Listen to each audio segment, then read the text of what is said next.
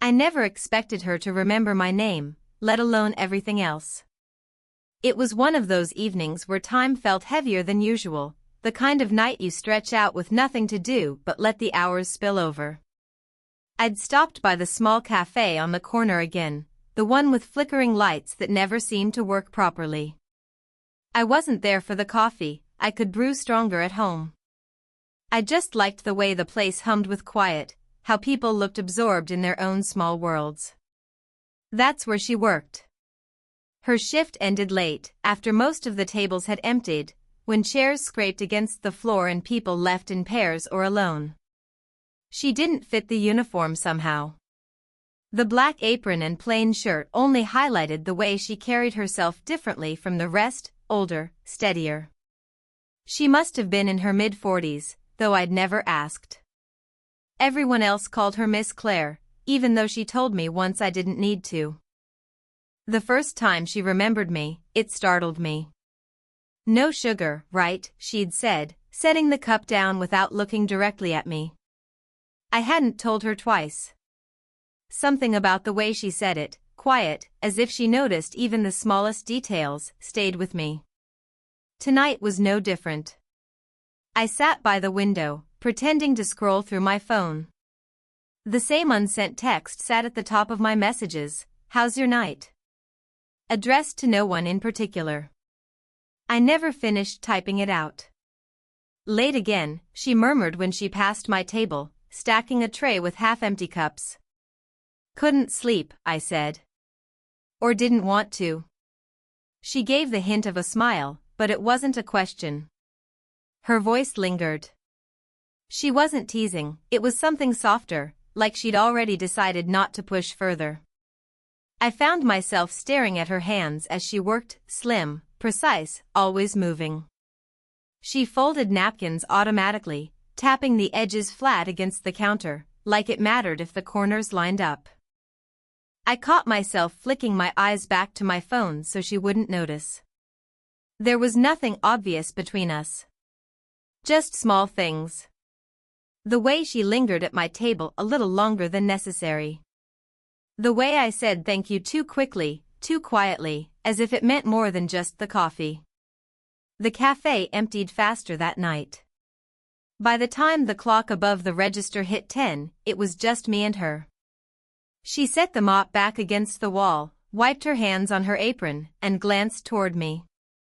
"You don't have to wait until closing," she said. I started, then stopped. I wasn't sure what I had been doing. Passing time? Waiting for something?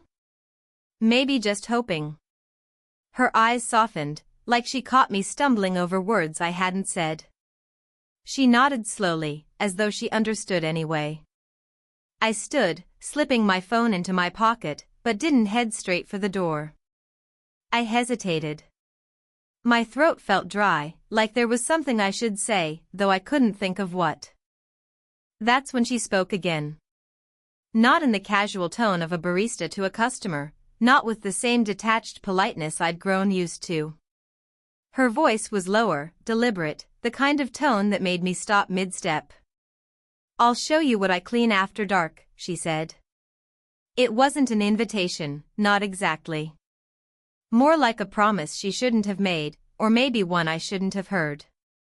And before I could ask what she meant, she disappeared behind the swinging door to the back.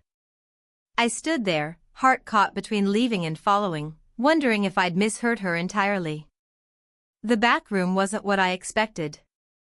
No secret corridors or dramatic reveal, just shelves of cleaning supplies, a humming refrigerator, a crooked clock ticking louder than the one out front.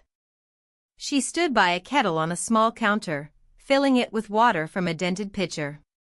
"You're still here," she said without turning around. "Yeah," I managed, my voice thinner than I wanted. She poured the water into the kettle and set it to boil. The silence felt heavier, but not uncomfortable, more like standing at the edge of something and waiting to see if it gave way. "I make tea when it's quiet," she explained, finally glancing back at me. "Helps me settle." I nodded, stepping further in though no invitation had been given. The air smelled faintly of lemon soap and coffee grounds. I sat on an old stool by the wall, my hands restless against my knees. When she handed me the chipped mug, her fingers brushed mine, light but certain. It was the kind of touch that lingers in the skin longer than it should. We drank in silence at first. The tea was too hot, but I held it anyway. She leaned against the counter, arms folded, her gaze somewhere far off. "You live upstairs, don't you?" I asked finally, just to break the weight of the moment. She gave a small laugh, tired but warm. "If you can call it living. 1 room, leaky pipes, window that sticks." A pause. "But it's mine. After the divorce, that's all I wanted. Something that was just mine." The word landed between us is divorce. I didn't know what to say, so I sipped the tea too quickly, burning my tongue. "You're what, 20, she asked, studying me now. 22, I corrected. Her eyes narrowed with a faint smile. "Close enough." It was there, the quiet risk, the imbalance we both pretended not to see. My mind filled with half-formed thoughts, what people would say, what lines were supposed to stay uncrossed. Yet sitting there, with the clock ticking and steam rising from her cup, none of that seemed to matter. "I don't really talk to anyone," I admitted before I could stop myself. "Not about anything that matters, anyway." She tilted her head, waiting. "My friends, they're different. They fill the silence with noise." "But you," I trailed off, embarrassed by the words crowding my throat. Her gaze softened, and she set her mug down slowly. The silence stretched, but it wasn't empty. "You remind me of when I was your age," she said finally. "Always looking for something. Never sure what." For a second, I thought she might reach out. Instead, she adjusted the cuff of her sleeve, smoothing fabric that didn't need smoothing. We sat like that, the kettle cooling, the night pressing in from the other side of the walls. My phone buzzed once in my pocket, another notification I didn't check. When she finally looked at me, it wasn't long, just a flicker, a held gaze that said more than either of us had spoken aloud. I don't know why that moment stayed with me, maybe because it felt like someone finally saw me. The next evening I told myself I wouldn't go. I lingered in my room, scrolling through meaningless feeds, watching the hours slip away. But by 9:30 I was already walking down the street, telling myself I just needed the air. She noticed right away when I stepped inside the cafe. "You again," Claire said, a touch of humor softening the words. But her eyes flicked to the clock, then back to me. "I should probably apologize," I said, sliding into my usual seat. "For always showing up." Her brow lifted. "Do you think I mind?" I didn't answer. "Not really." She poured my coffee anyway, set it down gently, her fingers brushing the rim as though reluctant to let go. For a second, I thought about asking if she meant it. But something in her expression told me not to. The silence stretched, full of things neither of us wanted to say. She pulled the rag from her apron, wiped down the counter again though it was already clean. Her movements slower this time, deliberate. "Some people notice," she said quietly. "Notice what?" "That you're always here. That I let you stay after closing." She glanced at me, then away. "It's not nothing, you know." Her words caught in my chest. Not a warning. Not quite. More like she was reminding herself. Before I could respond, the door jingled open. A couple stumbled in, laughing too loudly, ordering drinks they didn't need. The spell broke instantly. She straightened, her voice shifting back into the neutral tone I'd first heard months ago. I sat there, hands tied around my cup, watching her slip into a role that suddenly felt miles away from the woman in the back room with the chipped mugs and quiet confessions. When the couple finally left, she exhaled, pressing a hand against the counter as if steadying herself. "You should go," she said softly. It stung more than I expected. "I don't want to," I admitted. Her eyes found mine then, sharp but uncertain. She shook her head, almost imperceptibly, as though trying to erase the space that had opened between us. I stood anyway, the scrape of the chair too loud in the quiet room. I could have left it at that, walked out, pretended nothing had ever shifted. But when I reached the door, I turned. She was still by the counter, arms folded now, staring at the floor like it might give her answers. "Claire," I started, the word rough in my throat. She looked up. Just that, lifted her eyes to mine. It should have ended there. But my feet carried me 2 steps back into the room, until the space between us was only a breath. For a heartbeat, everything stilled. Her hand twitched like she might reach for mine, then curled back into her palm. I leaned forward, not enough to touch, just enough to feel the pull. Her lips parted, half a word, half a breath. Then she turned sharply, grabbing the rag from the counter like it suddenly mattered. "Good night," she said. Too quick. Too firm. I froze, caught between leaving and not leaving. And that was how it ended, on the edge of something neither of us could name, hanging there in the silence. The cafe closed early that night. "A broken pipe in the kitchen," she said, though I wasn't sure if that was true.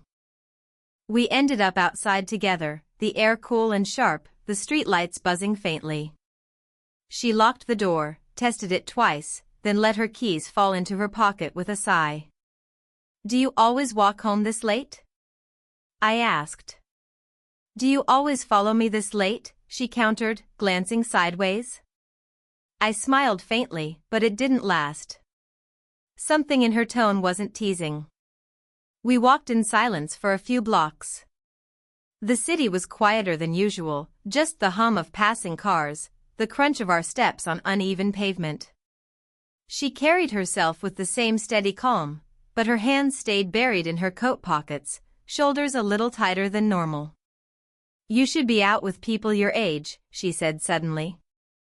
"Not wasting nights with me." I stopped walking for a moment. "Is that what you think I'm doing?" She hesitated, then turned to face me. The streetlight caught the tired curve of her face, the lines at the edges of her mouth. "I know what it looks like," she said softly. "And what does it look like?" Her lips pressed together, as if she wasn't sure she wanted to say it. "Finally, like I'm being selfish. Like I'm keeping you here because I like the attention." I felt something inside me snap, not anger, but the sharp ache of realizing how much she misunderstood. "It's not like that," I said quickly. Too quickly. You don't even see yourself, do you?" Her eyes narrowed, searching mine for something I couldn't explain out loud. The words tangled in my chest, too much, too soon, too risky. I started, then stopped. The silence pressed in around us. My hands twitched at my sides, wanting to reach for her, not daring to. She exhaled slowly, looking down at the sidewalk. "You'll regret this one day," she murmured. "Why?" My voice cracked more than I wanted. "Because I should know better." That admission hung in the night air, fragile and irreversible. She hadn't meant to say it, I could hear it in the way her voice trailed, the way her eyes darted away like she'd given too much. I stepped closer before I could think, until the space between us felt charged, alive. She didn't move back, but she didn't close it either. Her breath shivered in the cold air. I wanted to say everything, how the nights felt less hollow with her, how I caught myself waiting for her voice. Instead, the only thing that came out was, "Claire." She looked up then, eyes unguarded, raw in a way I hadn't seen before. Neither of us spoke. The question hung there between us, unasked but heavy, as if the night itself demanded an answer neither of us could give. The next night, she wasn't there. I went to the cafe anyway, expecting her to appear from the back, apron tied, hair pulled back the same way.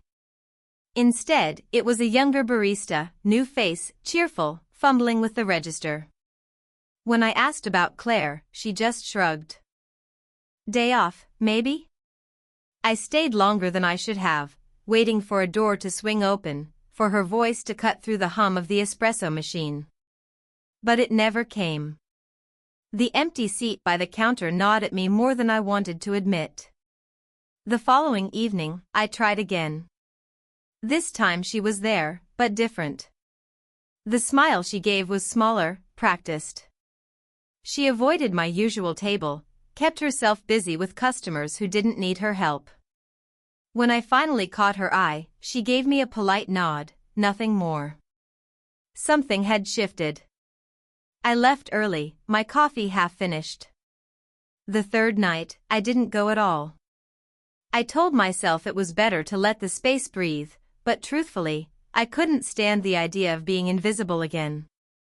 I wandered the streets instead, staring into shop windows, hands stuffed in my jacket pockets.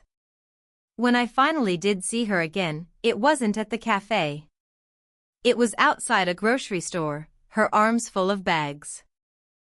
A man stood beside her, a little older than me but younger than her, laughing at something she said. His hand brushed the small of her back as they walked toward the lot. I froze. My first instinct was to turn away, pretend I hadn't seen. Instead, I lingered by the curb, the words "who is he" looping in my head like a broken record. She spotted me before they reached the car. For a moment, her eyes widened, surprise, maybe guilt, but she didn't wave. She just gave the slightest shake of her head. A warning, or a plea, I couldn't tell. The man loaded the bags into the trunk while she slid into the passenger seat. She didn't look at me again. I went home with the taste of iron in my mouth, phone buzzing in my pocket. I typed out 3 different messages before erasing them all. Did I do something? Was it him? Do you want me to stop coming? Each one blinked on the screen, then vanished before I hit send. I sat in the dark of my room, staring at the half-written words. I didn't feel heartbroken. I felt paused. Like life forgot to finish the sentence. The next day, I didn't go to the cafe. I didn't walk past her street. I didn't look for her car. For the first time in weeks, the stool by the window stayed empty. And maybe that was the point, maybe she'd wanted the silence all along. Or maybe, just maybe, she was waiting for me to break it. It was raining the night I saw her again. Not the heavy kind, just a steady drizzle that made everything shine under the streetlights. I hadn't planned to stop by. My feet just carried me there, like they had learned the route without asking me first. The cafe was closed, chairs stacked on tables, lights dim. But the upstairs window glowed faintly. I stood on the sidewalk, staring up, debating whether to knock, to leave, to pretend I'd just been passing through. Then the door opened. She stepped out onto the stoop, umbrella in hand, her hair loose for once. She looked tired. Or maybe I was only now seeing it. "You're drenched," she said. Not surprised to find me there, just resigned, like she'd been expecting this eventually. I didn't know if I should come, I admitted. Her eyes lingered on me for a long moment before she stepped aside. "You might as well." Inside, her apartment was smaller than I'd imagined. A kettle on the stove, stacks of books against one wall, a single lamp casting a warm, uneven glow. She handed me a towel without a word. We sat at the kitchen table, steam curling from our mugs. The silence stretched, not hostile, just fragile. Finally, I said, "I saw you the other night." "With him." Her shoulders stiffened. She didn't deny it. "He's my ex," she said after a pause. "Not my husband anymore. Just someone who still thinks he has a place in my life." I let that sink in, the knot in my chest loosening only slightly. "Is that why you pulled away?" I asked. Her eyes lifted to mine, steady but weary. "I pulled away because this," she gestured between us, small but deliberate, "feels dangerous. For you. For me. People talk. People assume." I swallowed hard. "And what do you assume?" She didn't answer right away. Her hands curled around the mug like it might anchor her. Then, barely above a whisper, "I assume you'll wake up one day and realize I was a mistake." The words hit harder than I expected. Not cruel, just honest. I leaned forward, elbows on the table, searching her face. "What if I don't?" Her breath caught. A pause, then a half-laugh, half-sigh that sounded almost like surrender. "You're too young to make promises like that." "Maybe," I said. "But I'm old enough to know what I feel sitting here." The room held its breath. She reached up then, almost absent-mindedly, brushing a strand of wet hair off my forehead. Her fingers lingered just a second too long. Neither of us said anything more. The moment didn't explode, it settled, like rain easing against glass. Finally, she gave the faintest nod, her lips curving into something small, fragile. "Okay," she whispered. And somehow, that was enough. Time didn't change overnight. It never does. The days stretched on, the way they always had. She worked. I studied, picked up shifts. We didn't suddenly become inseparable, and no one would have looked at us and called it love. Not the kind they put in films, anyway. But something in the rhythm shifted, small, steady, barely noticeable at first. I still came to the cafe at night, though not every night. Sometimes she'd bring me tea instead of coffee, setting it down with a half-smile. Sometimes I'd walk her home, carrying nothing but silence between us, the kind that didn't need to be filled anymore.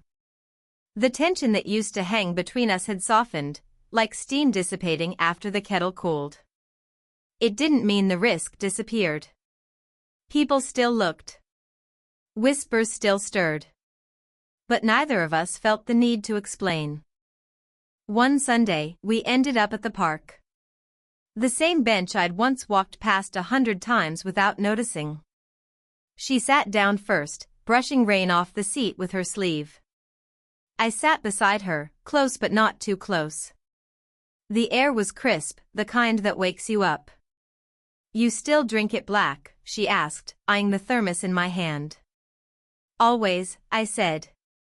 Then, after a pause, "You still make tea after closing?" Her lips curved just enough. Some habits don't break. The conversation didn't need to go further. It was enough, sitting there with the quiet stretching out, the world moving around us while we stayed still. Weeks passed like that. Ordinary, unremarkable, but threaded with moments that would have meant nothing to anyone else.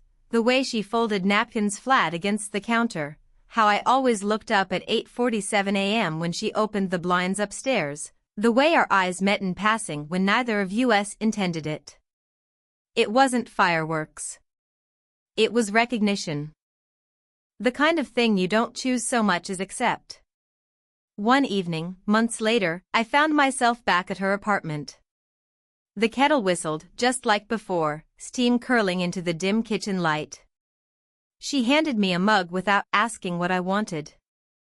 "I never thought this would," she started, then stopped. "Neither did I said quietly. Her hand brushed mine when I took the cup. She didn't move it right away this time. Just left it there, warm and steady. We didn't need to name it. We didn't need to declare anything. The room already knew. Looking at her across the small table, the chipped mugs between us, I felt it again, that pause, that unfinished sentence. Except this time, it wasn't life holding its breath. It was us. Choosing to finish it, together. And she smiled then. Not the practiced one she gave to customers. Not the guarded one she wore outside. Just the quiet, tired, honest smile meant for no one else. Okay, she whispered again. And it was enough. 1.